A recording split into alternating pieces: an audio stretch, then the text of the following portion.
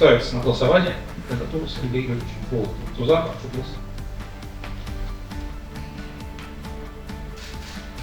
голосовать. Принято единогласно. Спасибо, Сергей Юрьевич. Все, вас поздравляю.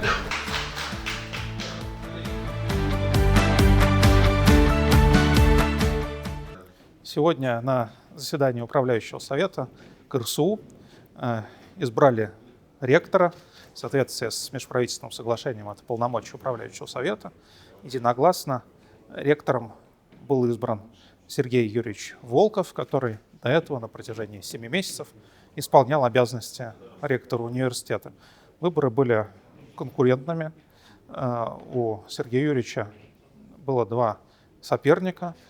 То, что управляющий совет единогласно проголосовал за кандидатуру Сергея Юрьевича, означает, конечно, доверие всей руководящей команде университета. Мы вместе с нашими кыргызскими коллегами большие надежды возлагаем и на университет, и на руководящий состав.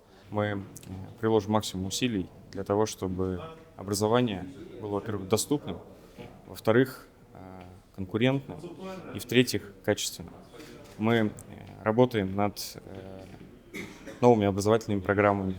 Мы заключили уже партнерские соглашения с ведущими компаниями и сформирован сегодня уже попечительский совет университета, который нам позволит, во-первых, выпускать нашего будущего специалиста не просто в рынок, а выпускать под определенную задачу предприятия.